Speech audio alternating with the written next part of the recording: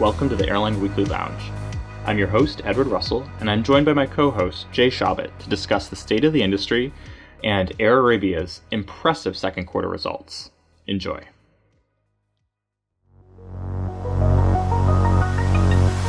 Hey, Jay, how you doing? I'm good, Ned. How are you? Hanging in there. It's the dog days of summer here in DC, so just getting through, staying cool. Yep. Still a hot summer, and it's got that feeling that fall is approaching. Yes, and speaking of fall, to all our listeners, I just want to say this will be our last episode of the Airline Weekly Lounge for the summer. We are going to take a hiatus, and we will be back after Labor Day when our next episode will drop on Friday, September 8th. Yep, sounds good. And with And the, yeah, go ahead, Ned. yeah, I would say with that, we're going to dive into a little state of the industry. Jay, what's happening? Right. So let's take a kind of a snapshot of where we are. We're talking, by the way, on Wednesday, August 16th. And just one thing that I think is worth stating at the outset here is that by this time already, we're mid-August, a lot of schools in the United States, public schools, are and just secondary schools, whatnot, are primary schools. They're opening now, and so for a very big swath of the United States, uh, summer travel season is over already.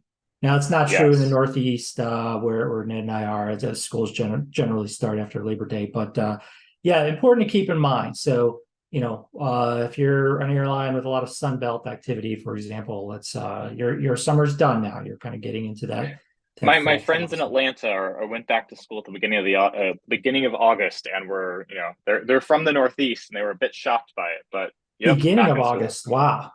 Yes, I want to say August 3rd or something. It was early by my standards, but yeah, It kind of feels like maybe it not keeps so much. creeping back, yeah, earlier and earlier. Because we used to live in Florida, and yeah, I remember the school starting in mid-August and maybe even earlier now. But in any case, that is a little bit different. The patterns in Europe. I think late August tends to be still prime vacation time. Someone can email us, can correct us if we're wrong on that, or maybe Ned. But I think that's still, if you're living in France, you're on vacation in much of August, and I think that's a little bit of a different pattern there.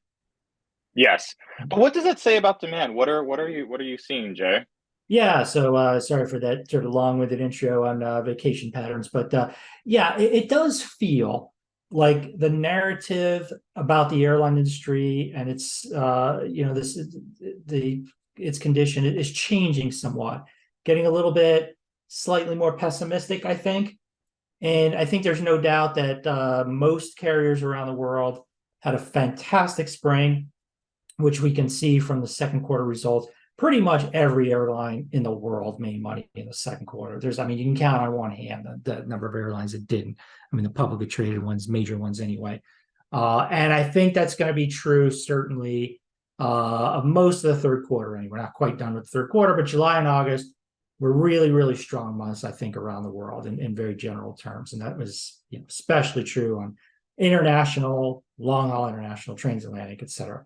So Any very good. airline that has the sizable exposure to long haul international, I think, did well this summer, Did well basically. this summer. I think that's fair to say. But what we're starting to see now, just in the past week or two, is that more airlines are saying, well, maybe demand is not quite. Maybe we've reached our peak. Pegasus Airlines, which is a low cost carrier in Turkey, basically said this yesterday. They reported, was it yesterday or the day before? Sometime this week, and their CEO basically said that, look, we had this incredible, peak season. 2022 was great. Summer, everybody was coming back. This revenge travel type thing. Our springtime was great. But now it's starting, our unit revenues are starting to, there's starting to be some year-over-year deterioration. Not that things are horrible or anything, but there's starting to be some slippage there. So now that may be somewhat unique because Turkey really was, just a extraordinarily booming tourist place for the past, for last year and into this year. So maybe that's, cooling off, but others aren't. So we need more data, but that does kind of it's kind of the sentiment that you're starting to see a little bit more and more. Now, at the Yeah, I same, mean, I just want to interject there. I mean, sure. I can speak more to the U.S. market, but just, I wrote about, asked the question of the U.S. faced overcapacity this fall, and I wrote about that, I want to say 3 weeks ago, and the general consensus is probably not. And I feel like the narrative is really starting to change. And just like you said, just in the last week, maybe 10 days, that, maybe we are seeing overcapacity this fall, especially as sort of travel numbers are holding steady to using TSA screenings, but they're not climbing. And airlines are set to fly, in the US at least, large domestic schedules this fall. So it's really, begging the question that maybe it is time that they pull some of that back. But yeah, Jay, what were you going to say? Yeah, no, right. And we just to your point, Ed, I think yeah, we heard Spirit and Frontier and some other airlines in their third or second quarter earnings presentations talk about how yeah, Cancun is not quite as good as it was, and I think in general, and we may have I believe we talked about that in the podcast. I don't think that was anything to be concerned about because these are still strong markets, maybe just not as strong, and that may ultimately be what we're talking about here.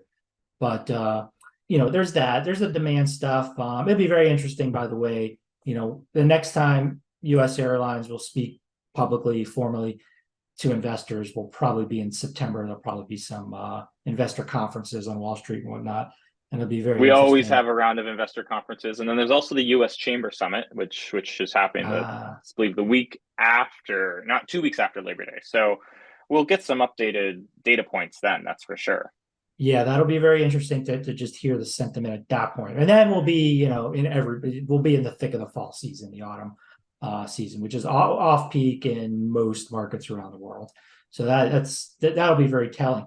Now, the other important flip side, and this may be contributing to the negativity in the narrative here, is that over on the cost side, we suddenly had this rather large increase in fuel costs just in the past couple of weeks.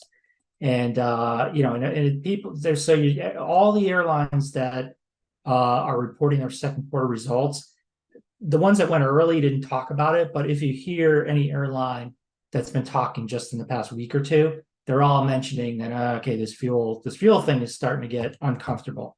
So there's that as well. As I'm speaking here, I'm pulling up IATA has something called their jet fuel price monitor, which is pretty cool. Kind of keeps tabs of where the jet price is going. And they have here, it looks like this is for the week ending August 11th. So again, we're talking the 16th here, a couple day lag here, no big deal. But just month over month, the jet fuel price, this is, taking averages across the globe, but jet fuel price up 24%. So that's pretty serious. Still down 10% from last year. Remember, we had this like very, very large drop year over year. So we're still not, to the discomfort levels we experienced this time last year, but up 24% versus last month. That's not going to make anybody too happy in an airline executive office. That's for sure. No, that's for sure. And I mean, we got to remember, fuel is airline, fuel and labor are airlines' two biggest expenses, and labor has continued to tick up. We've got new labor deals agreed to at Lufthansa, at Southwest, just in the last 2 weeks.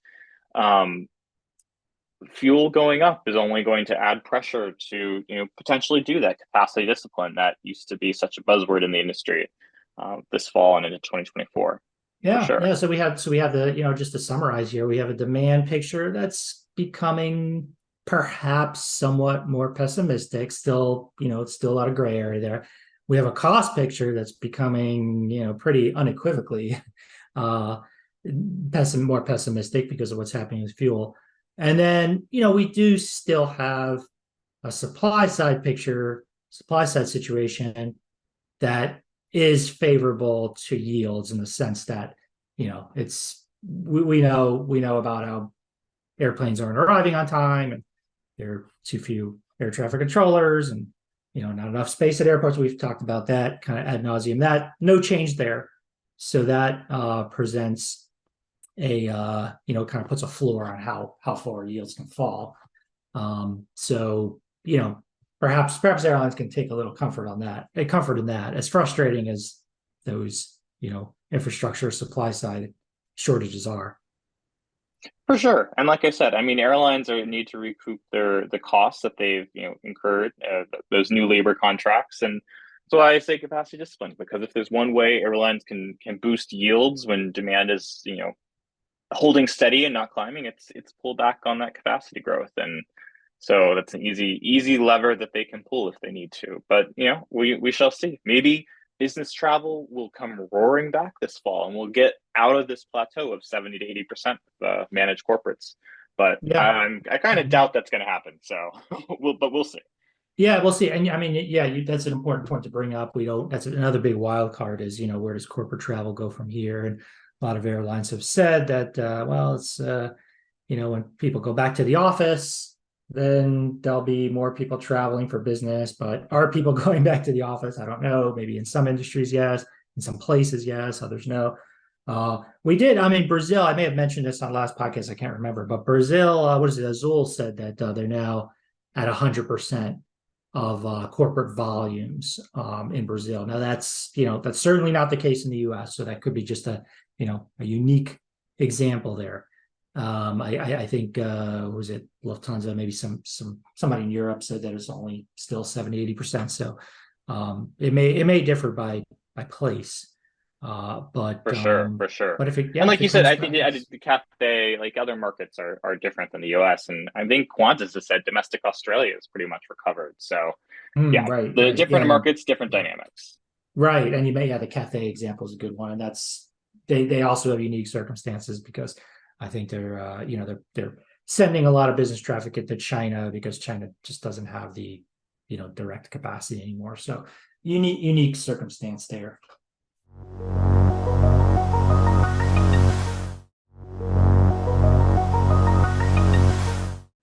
For sure, for sure.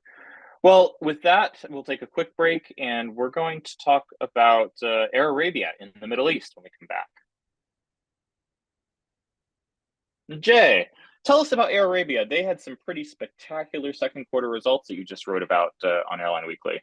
Yeah, they did. They reported this week, and their operating margin was 27% for the second quarter, which is highest Woo! among. Yeah, wow, it's into the stratosphere. That was highest among any airline that we've been tracking, and not all the airlines are in yet, but most of them are, and that's number one. Even had we had Copa at number one, 24%. Air Arabia is now 27, so easily on top now. I should sort of Surgeon General's warning here. These are don't take these numbers as too literally. We have different accounting systems, and to a certain extent we use our judgment on which special items to take out. I mean, usually that's not a big factor. That's usually pretty straightforward. So it's I think these we're very confident these numbers are very clean, but yeah, just keep that in mind. Air Arabia, I should also say, is not the most transparent airline. I mean, as far as I know they don't do an earnings call. Their their investor presentation that they do is pretty simple and straightforward. There's not a whole lot of meat in there. So but they publish their audited financial statements and their P&L for the second quarter, 27%. There you have it. So it's obviously doing something right. That's right. And when I was reading your piece, I don't think I realized how close Sharjah is to Dubai International. It's only 20 miles away. So really, they are acting as a sort of secondary Dubai airport and benefiting from all of the boom in tourism to Dubai. Yeah, that's a good point. So Sharjah is from a market point of view, Sharjah is Dubai. It's basically it's right there. I remember I took a taxi once from Dubai to Sharjah, and it was like 20 minutes in traffic. So it was maybe it's a little more than that. I don't know, but it wasn't. My memory is being relatively quick. So yeah, that is it is an alternative airport for Dubai. So they they kind of benefit from the dynamism of Dubai's market. It is just a well-run, low-cost carrier. They keep their costs low. They have joint ventures in one in Egypt and one in Morocco. They have a new one in Pakistan now. I think sort of jury's still out on how well that will do. They have another new one in Azerbaijan, I believe. Did I miss any? They have one in Abu Dhabi as well. So they they kind of spread themselves out throughout even beyond the Gulf.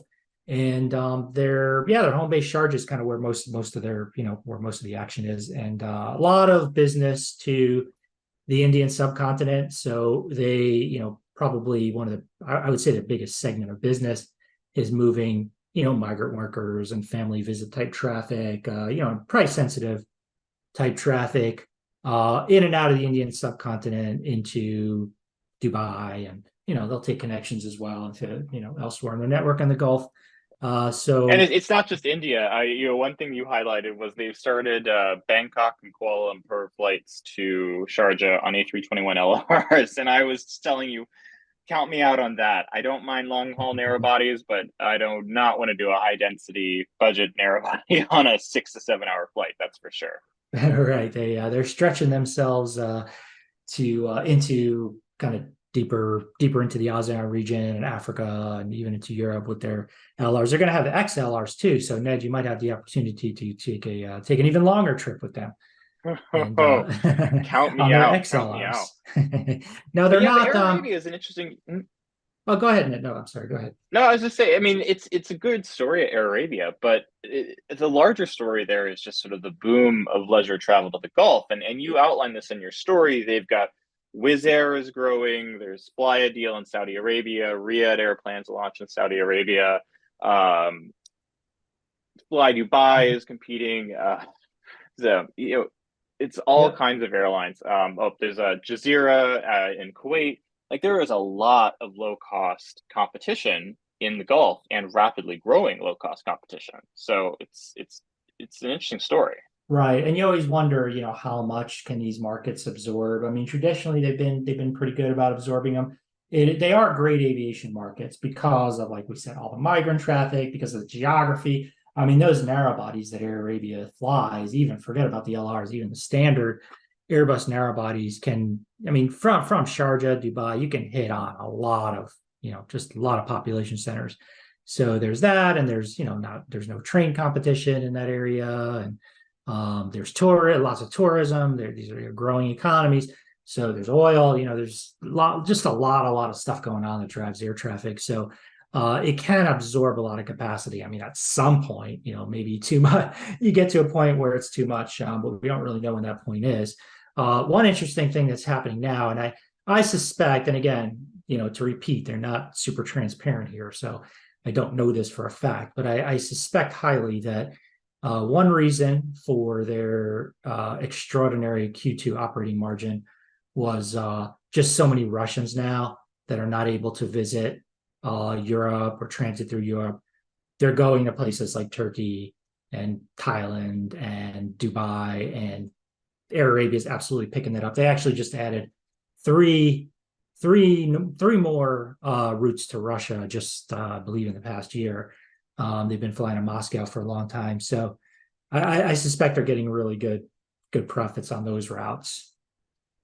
So, Oh yeah, and I mean that's yeah, actually been an interesting topic. We've talked about Turkish Airlines, all those airlines probably benefiting from the travel restrictions to Russia, which basically Western airlines have stopped flying those routes. But none of them are willing to comment on it. Turkish repeatedly avoids any comment during their earnings calls, like you said. Air Arabia is avoiding. So it's interesting. It's got to be generating some really high yielding revenue flows, but no one's willing to really talk about it in detail. yeah, it's geopolitically sensitive. It's a country like Turkey is it's got to try to stay friends with everybody, being in the middle of the world there, and so you could sort of understand why they might be a little coy about that. But I tend to believe that has to be really good traffic. I mean, anytime you have, and remember the Russian airlines too are struggling because they don't have access to Boeing and Airbus parts and things like that. So it's you have to believe that if you are flying to Russia, a lot of that demand is going to get squeezed onto your planes, and you'll be able to charge for it. So I suspect, I'm sure it's not just that. Obviously, the Indian, we've talked about this before, the Indian economy is doing very well in terms of growth, and that's got to be helping an airline like Absolutely. Air Arabia. And yeah, the Gulf economies are, there's a lot of investment there and whatnot. So So yeah, a lot of reasons why I think Air Arabia did very well. And they've this is not like a huge surprise. I mean, they've had quarters in the past. I guess they started about 20 years old or something. I don't remember, but exactly. But I mean, call it 2 decades. And they've had years where they were, definitely among the profit leaders in the industry. Yeah, it's also, remember, it's a non-union non-union labor force. It's a region of the world where you can keep your costs pretty low. So there's that too on the cost side. And you don't have So fears of potential strikes or whatnot, because I don't right, think that's exactly. something. Yeah, Yeah, yeah. yeah. So Oh, there's good story. Good story. yeah, quite a few reasons why Air Arabia is doing great. Yeah. Hmm. Well, Jay, with that, I think we're going to wrap up the Airline Weekly Lounge for our last episode of summer. Listeners, again, if we're going to be taking a brief hiatus, and we will be back. Our next episode will be on Friday, September 8th. Jay, as always, it's a pleasure. Oh yeah, likewise, Ned, and thanks everyone for listening, and hope everybody enjoys the rest of their summer holidays if you're living in a northern hemisphere anyway. And I guess if you're living in Australia or Brazil or South Africa or somewhere in the South, I don't know, it's happy winter. Is it what's the proper greeting? But in any case, hope everybody enjoys.